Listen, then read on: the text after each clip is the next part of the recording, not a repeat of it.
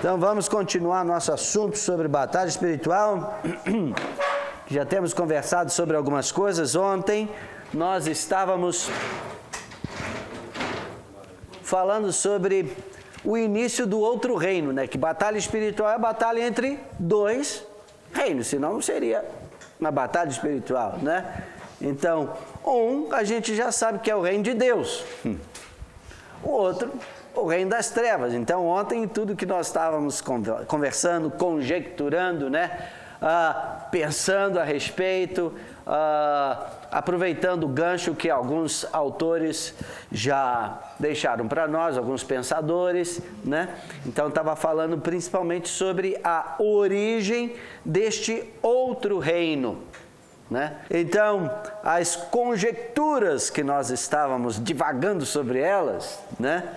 É apenas um pano de fundo para que nós tenhamos uma base para pensar um pouco, né? E até, quem sabe, achar algumas respostas para indagações, perguntas que às vezes surgem na nossa mente, quem sabe até trazida pelo Espírito Santo, e a gente não trabalha naquilo. Simplesmente aceita as informações que às vezes recebemos, mas desprovida de conteúdo, né? Então, alguém me perguntou sobre algumas citações que eu poderia trazer. Eu já citei assim por tabela alguns escritos do C.S. Lewis, que foi um pensador que morreu, acho que em 63, tá? Que deixou um legado muito interessante para a igreja pensar sobre alguns assuntos, né? Então, ele escreveu alguns livros, alguns na área de teologia, outros na área de ficção, outros na área de apologia, tá? E vale a pena considerar. Um livro que me fez pensar bastante, que ele escreveu, foi um livro chamado, pelo menos em português, Longe do Planeta Silencioso. Alguém já ouviu sobre esse livro? Não, né? É um material muito interessante. E, na verdade, é uma ficção que ele escreveu antes das viagens para a Lua ou, né, tentativa de ir em Marte ou qualquer coisa assim, mas a ficção remonta-se na ida, né, numa viagem para um outro planeta. E isso por alguns cientistas físicos que criaram meios, criaram uma nave para ir para um outro planeta. E visitando esse outro planeta, óbvio, com o objetivo de explorar as riquezas desse planeta, eles encontraram vida lá, seres morais. E não eram seres com a aparência que nós temos, né, de humano, mas eram seres morais. E eles interpretaram esses seres com alguma semelhança, mas não igual a nós, como sendo seres primitivos que estavam no processo de evolução que nós, humanos, já tínhamos atingido, né? E claro que eles não quiseram contato com esses seres, estavam sempre fugindo e eles sempre buscando contato com esses terráqueos, mas sem conseguir nada. E eles interpretaram por aquilo que eles viram, que na verdade eles estavam querendo alguém aqui da Terra para sacrificar aos deuses deles lá, né? Então eles falam, próxima vez que a gente for, a gente leva alguém, né, para ser o sacrifício. E tinha um menino que era ele era lunático, quer dizer, tinha uns problemas mentais, que trabalhava para eles na fazenda onde eles estavam escondidos, fazendo todos aqueles negócios, né, meio nebuloso, né? Mas a Bíblia fala que nem os loucos errarão o caminho, né? Então esse menino, ele era forte, era grande, forte, mas não pensava com tanta propriedade, né? Mas ele servia carregando água, rachando lenha, essas coisas lá para esses atravessados, né? E quando eles tentaram colocar aquele guri na nave, não funcionou. a força que eles tinham não deu para subjugar o menino, ele ficou, né? E ele sempre chegava no horário certinho na casa dele e tudo, e naquele dia não chegou. Então, a mãe estava preocupada por que o filho não chegou em casa, ele sabia onde ele trabalhava, ele nunca tinha perdido o horário. Nisso, alguém bateu lá na porta. E era um homem, um professor da universidade lá na Inglaterra e tudo, que tirou férias e saiu assim, sem eira e sem beira. Ele não queria deixar contato com ninguém, ele queria simplesmente descansar, curtir a natureza, e saiu para aquele lado assim, mais assim, remoto, né, do país, onde não tinha nada, e não achou nenhum hotel, não achou restaurante, não achou nada. Então ele viu lá uma casinha lá, saindo fumaça na chaminé, foi lá pedir ajuda, né, o abrigo, pagar, e viu uma mulher totalmente desesperada lá, que o filho não aparecia. Aí ela, calma senhora, eu vou dar um jeito nisso. Aí ela deu o endereço mais ou menos, o cara foi lá, aí chegou lá e encontrou aquele casarão de fazenda e tudo meio deserto, assim, meio sinistro, né? Mas bateu lá, ninguém atendeu, bateu lá, ninguém atendeu, bateu lá, e até que finalmente alguém que estava incomodado, porque estavam tentando botar o guri na nave e não estava dando certo, e aí foi lá, né? Porque eles não queriam testemunha, não queriam, mas alguém bateu na porta. Aí era esse sujeito, e nisso o guri, ó, caiu fora. Aí entrou lá, receberam esse homem culto, né? E ele era um filólogo. Quem sabe o que é filólogo? A minha esposa sabe. Fala, minha esposa. O que é um filólogo? É um especialista em línguas, né? Um estudante de línguas. Que conhece ou estuda os troncos linguísticos, né? Quer dizer, a origem das línguas, o que gera, né? A montagem, a estrutura de uma língua. Era um cientista, um professor na universidade. E aí, papo vai, papo vem, tudo, não sei o quê. Da onde você veio? Ah, eu vim de tal lugar. Você estudou em tal lugar? Ah, é. Rapaz, sabe que eu te conheço? Aí, de repente, descobriu que esse que estava entrevistando, ele lá, tinha sido aluno muito tempo atrás, na mesma faculdade. E foram conversando. E o que você está fazendo aqui? Ah, eu estou querendo descansar, tirei um tempo de férias, ninguém sabe que eu estou aqui. Ninguém sabe que você está aqui? Olha, alguma coisa já aconteceu, né? Então, o que aconteceu? Deram uma bebida para ele apagou. Quando ele acordou, estava onde? Na nave. Dentro da nave. Então, aí o livro conta toda essa trajetória, né? Da viagem, tudo, como é que é, tá, não sei o que, mas ele já descobriu que estava na companhia de pessoas que não eram confiáveis. Então ele arquitetou, vou cooperar e tudo, que não tem onde sair mesmo, vou fazer o quê? Pular pela janela no meio do espaço, né? Tinha jeito. Então, na primeira oportunidade era fugir. E o que aconteceu? Quando aterrissou lá no planeta, primeira oportunidade que ele teve, que os outros descuidaram um pouquinho, ele vazou, sumiu. Ninguém conseguiu pegar ele. Então ele começou a explorar por conta própria, né, no desespero, o próprio país, o próprio planeta. Aí, de repente, ele encontra alguém. E aí, ó, surpresa dos dois lados, né? Diferente, mas ele era um homem culto. Ele descobriu que aquela pessoa era um ser inteligente. E eles começaram a tentar comunicação. E, de repente, acertaram-se em comunicação. E o outro cuidou dele. Deu comida, deu água e tudo. E levou ele para a vila, da onde ele pertencia.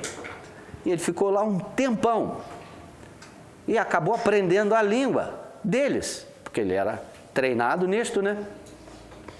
E aí ele começou numa tentativa de alertá-los a respeito dos outros dois, que eram gente complicada. E eles não entendiam bulufa do que ele estava tentando falar. Eles não conseguiam entender o conceito de egoísmo, violência, maldade. Não conseguiam. Aí, de repente, a ficha caiu. Naquele lugar, existia uma harmonia absoluta, completa entre os seres viventes, os seres morais, os animais, a natureza, tudo era em harmonia. Não havia acontecido a queda ali. Não existia o conceito de egoísmo, não existia o conceito de pecado.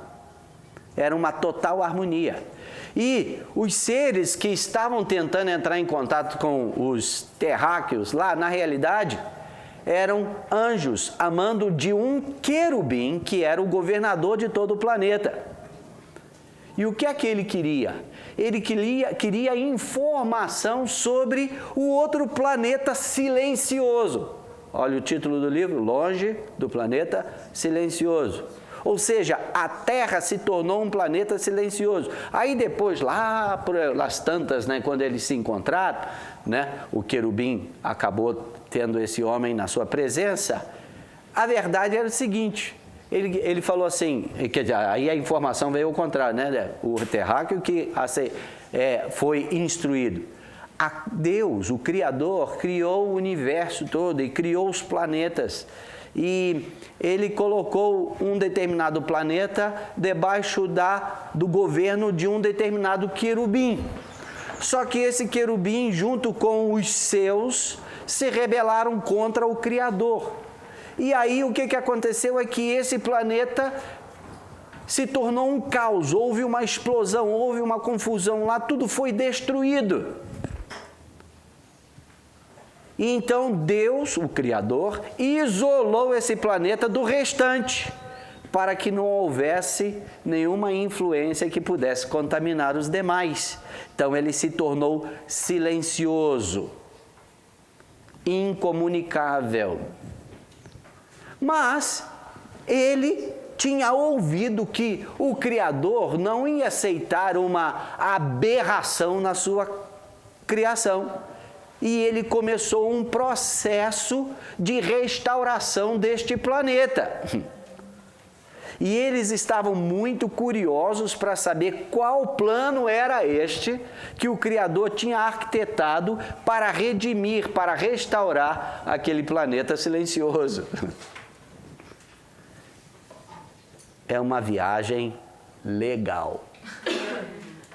Então, isso começa a trazer esses pensamentos lá de trás, né? Que ninguém inventou de repente, nada é novo debaixo do sol, como nós aprendemos em Eclesiastes, né? Tem um outro autor, mais velho ainda, lá de 1800 e alguma coisa. Oi?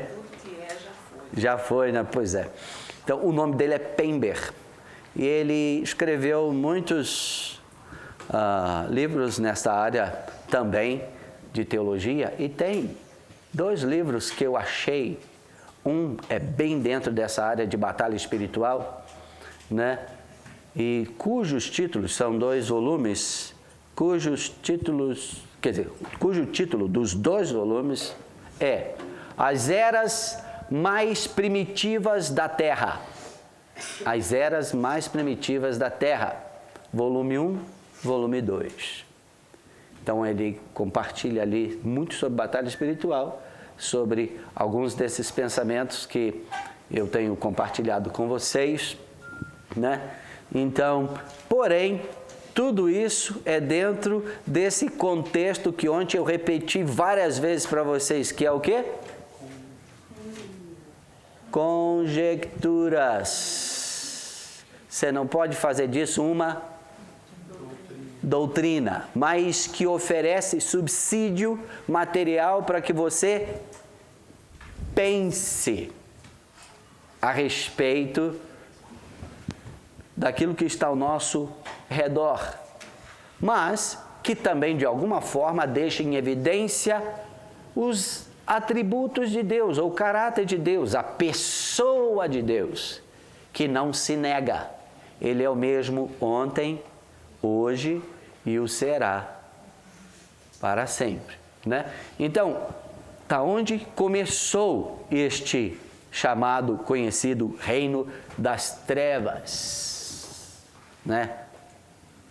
Onde existe uma peleja, uma batalha em andamento, né? Nesse processo. E qual é o nosso papel dentro desse contexto todo, né? Como igreja? Nós já ouvimos a respeito de autoridade, a autoridade legal dada por Deus, o Criador. É de quem? Nossa, ou seja, do ser humano. O próprio Deus não invadiu a sua criação. Ele mandou alguém que se manifestasse e o representasse aqui de forma legítima. Quem foi? Jesus, homem. Jesus, Deus. Jesus, Trindade. Jesus, Criador, como a Bíblia fala lá em João capítulo 1, né? Todas as coisas foram feitas por Ele, por intermédio dEle, para Ele, né? Provérbios também fala sobre isso, especialmente dentro do nome de sabedoria. O Criador, Ele sempre existiu. Antes de Abraão existir, eu sou. João fala sobre isso, né? Mas o que? Ele nasceu entre nós, submeteu-se, né? O Deus Criador de todas as coisas submeteu-se a se tornar um embrião e nascer como qualquer criança e crescer em estatura e graça diante de Deus e dos homens, aprender a viver como humano. Então, Deus não invadiu, Ele inseriu-se dentro do contexto. Então, Jesus, Ele tem também esta autoridade legal. E o que é que Ele fez com essa autoridade legal? Transferiu. Comissionou-nos. Ele diz: toda autoridade me foi dada nos céus e na terra. Ide, portanto, no meu nome.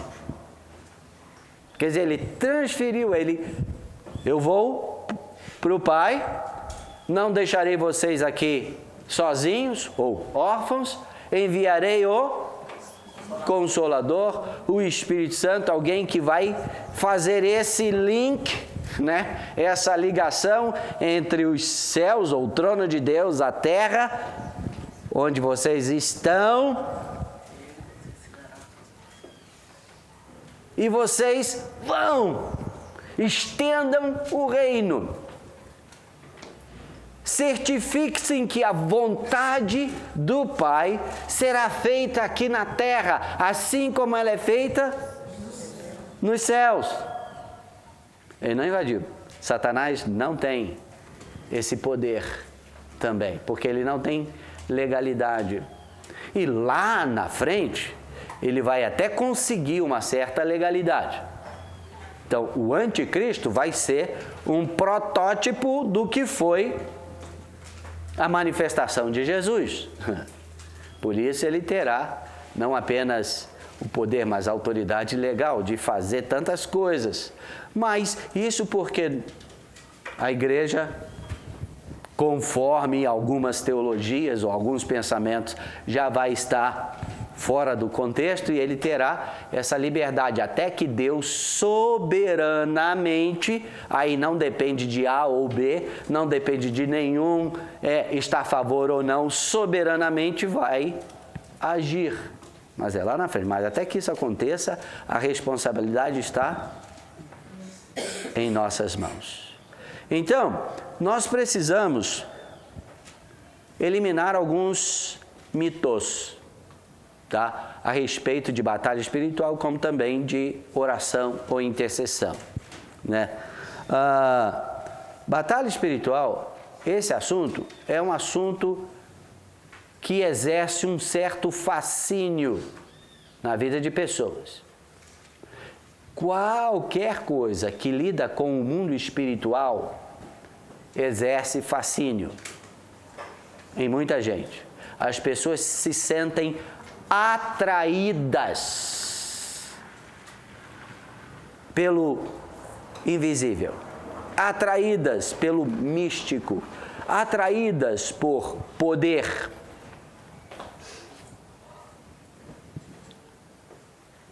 Até nesse contexto, às vezes simples, que é um treinamento para o ocultismo, de alguns jogos de adivinhação, que pessoas brincam sem saber que estão brincando com algo que eles não têm como dominar e se tornam dominados.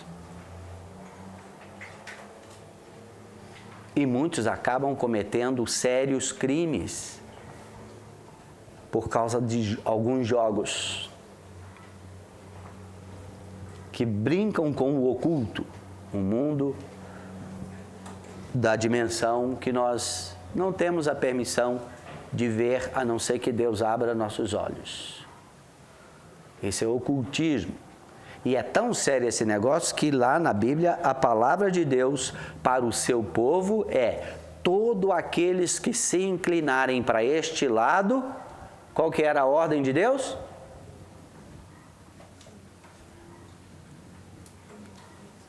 Quem sabe? Mate, não deixe viver. Aquele que consultar os mortos, mate-o. Aquele que é agoureiro, que fala através de encantamento, que tem comunicação com o mundo espiritual, ou praticam artes ocultas, a bruxa, o bruxo, não deixarás viver. Era radical. Isso por quê? Por causa do perigo que essas coisas representam.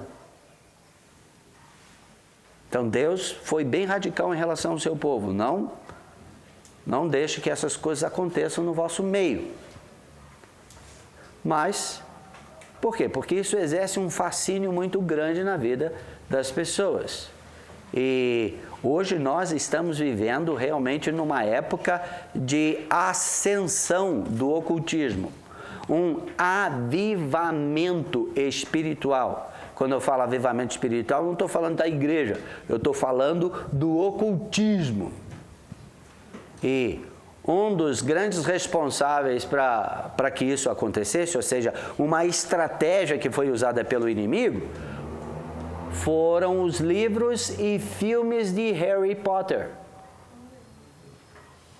que lida com o ocultismo de uma maneira fascinante, interessante e, entre aspas, inocente, mas não tem nada de inocência no processo.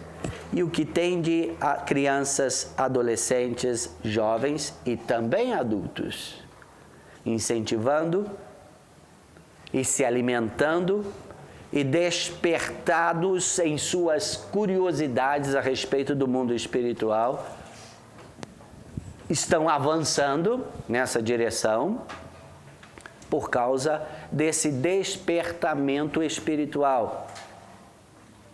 Hoje já tem seminários, inclusive o meu pastor mesmo, ele foi num seminário que foi dado, se eu não me engano, no Minas Center, sobre técnicas que estava sendo ensinada de como uma pessoa pode sair do seu corpo e fazer viagens astral, né?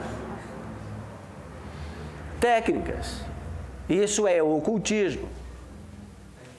Então, doutrinas que não estão centradas na pessoa de Deus, que são arquitetadas, desenvolvidas a partir de experiências, casos isolados, mas não tem nada a ver com as verdades fundamentadas na pessoa de Deus e na revelação de Deus. Isso é um perigo, mas quantas pessoas estão interessadas nisso? Quantas pessoas se sentem atraídas por isso? Quantos se envolveram com ministérios de libertação, cura interior, onde até técnicas são desenvolvidas como regressão? Isso não tem nada a ver com a Bíblia. Invocação de demônios,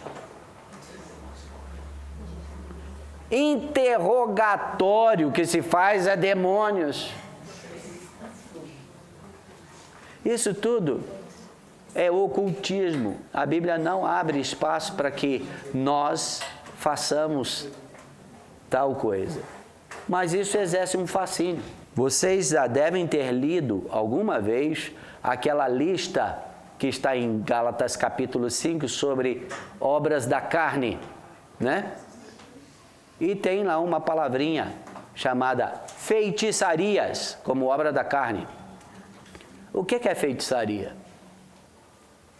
É fazer despacho? É desenvolver aqueles bonequinhos de voodoo para você ficar botando agulha nele? Não, nada disso. Só pode cometer pecado de feitiçaria quem tem algum conhecimento ou desenvolvimento no mundo espiritual. Feitiçaria, segundo Rick Joyner, uma definição que ele dá sobre isso, é você usar uma autoridade espiritual que não está centrada na pessoa e caráter de Deus. Usar de uma influência espiritual que não está centrada na pessoa e caráter de Deus. Então, só pode cometer o pecado de feitiçaria quem é líder espiritual. Seja no espiritismo, no satanismo, no budismo, no hinduísmo ou no cristianismo.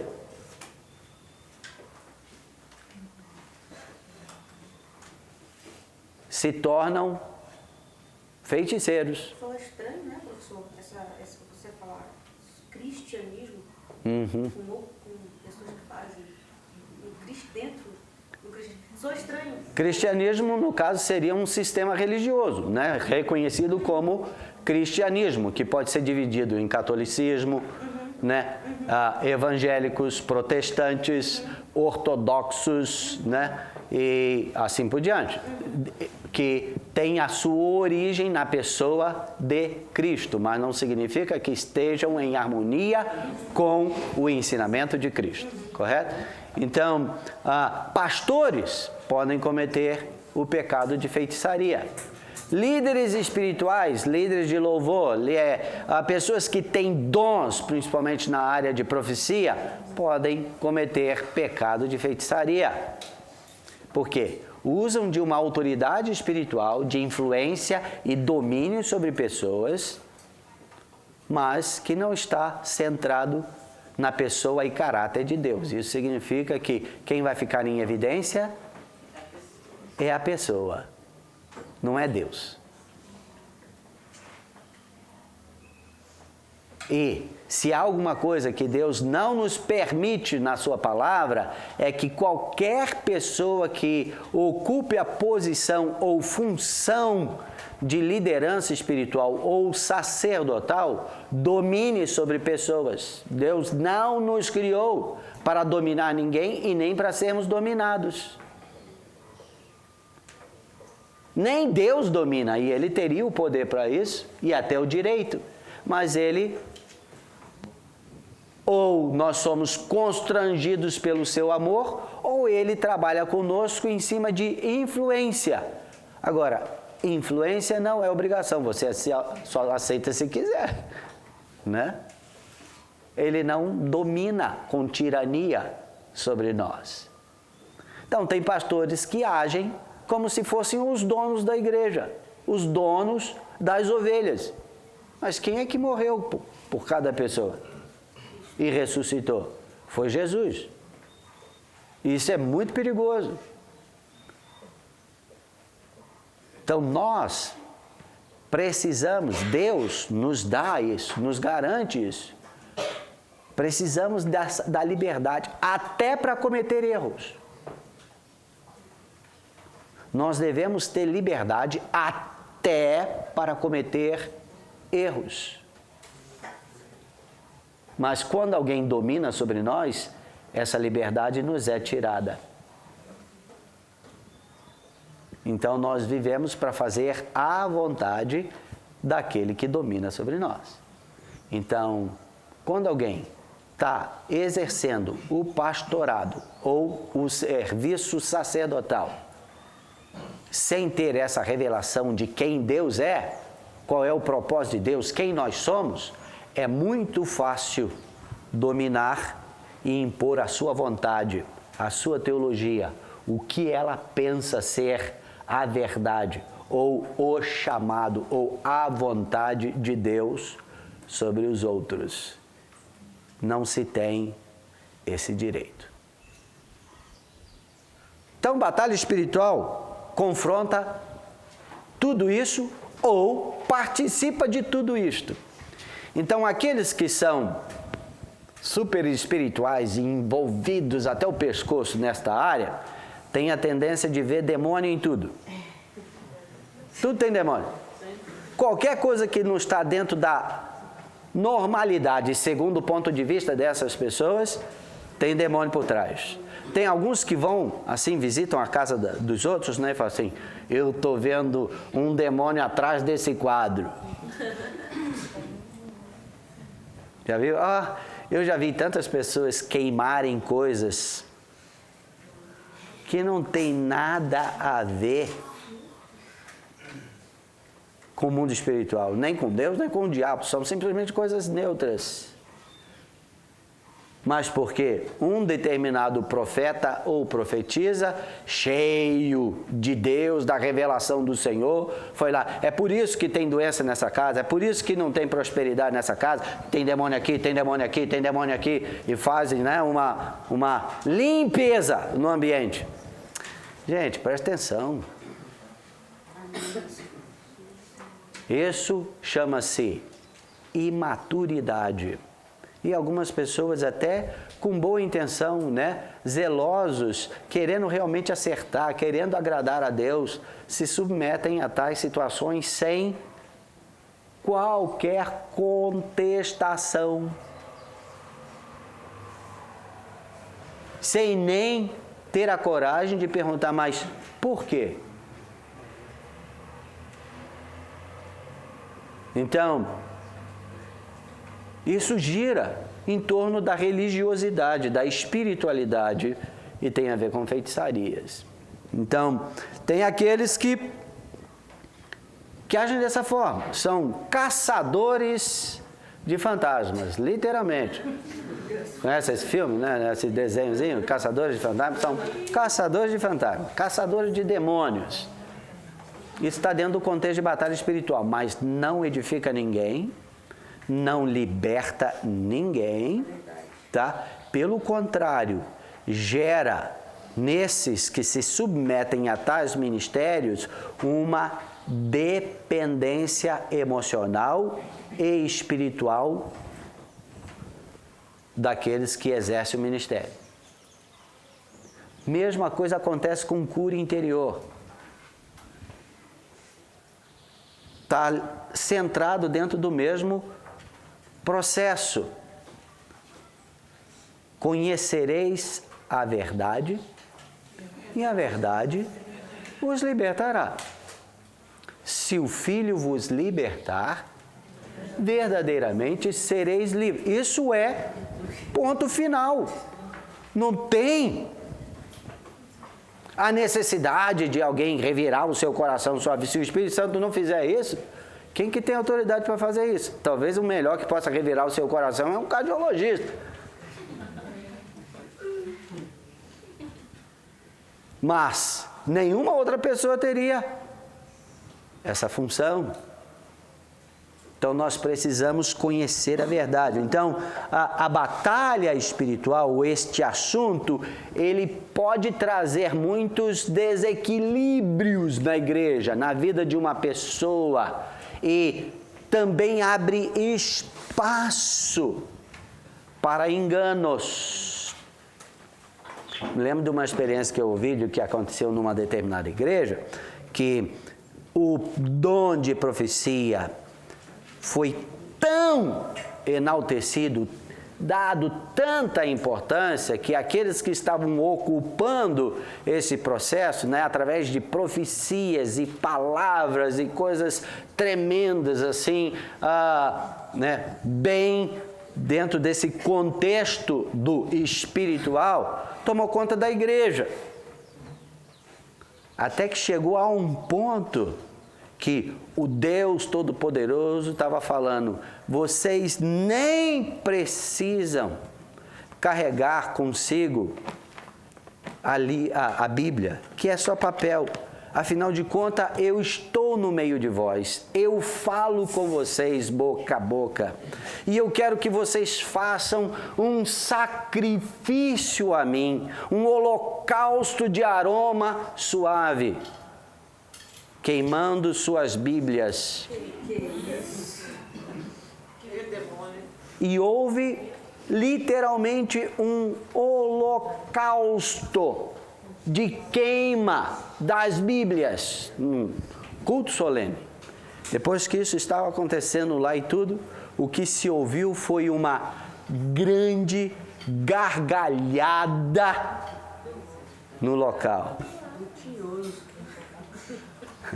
Ou seja, as pessoas não contestam, não perguntam e fecham seus olhos para o que a Bíblia fala, que a profecia tem por objetivo o quê? Exortar, edificar, consolar, mas nunca dirigir. Nunca dirigir, dar direcionamento para pessoas. Não, isso não é papel de profecia, só do Espírito Santo. E ele faz de uma maneira bem pessoal. Ele ocupa o espaço que você dá. Agora, tem o outro lado da batalha espiritual também, que é aqueles que não querem reconhecer que as coisas que acontecem ao nosso redor são espirituais. Então, ignoram. Alguns ignoram por falta de conhecimento mesmo. Vive uma vida tão centrada na terra que tudo tem que ter evidência. Claro, se você tem esse tipo de evidência, você não precisa de fé, não caminha por fé. Né? Porque é centrado neste mundo. Ou por medo. Alguns têm tanto medo do mundo espiritual e do diabo principalmente, que não falam nem o nome do diabo. Eles dizem o bicho, o rabudo, o vermelhão, né? Mas nem fala o nome, né? O mardito, né? E assim por diante. Mas isso é por causa de medo. Isso não tem nada a ver com o contexto aqui. Deus não diz que nós devemos temer de forma alguma. Pelo contrário, isso acaba gerando o quê? Uma ineficiência por parte da pessoa em relação a trazer a realidade à vontade de Deus ou mudar situações que são espirituais e que alguém precisa tomar uma decisão para que algo aconteça. Então a pessoa é inibida de se envolver. Então ela sai fora por causa do medo.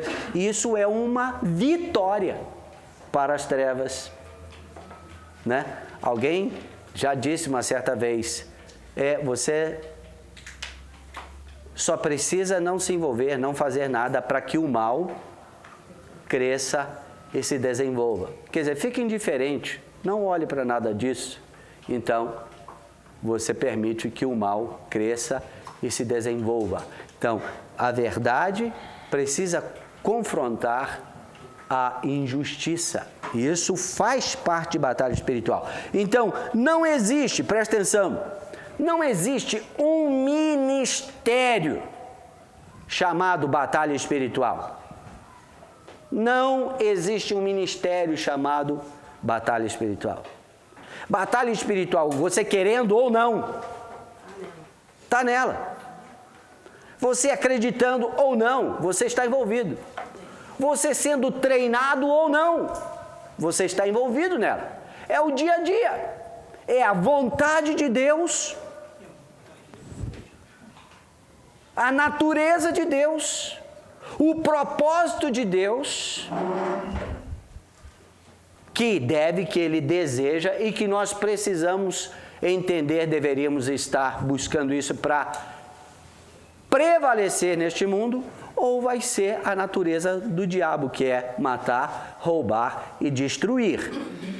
É o que vai acontecer em todos os campos, nas áreas de influência da sociedade: família, religião, mídia, educação, governo, finanças, esportes e todas as áreas de influência na sociedade.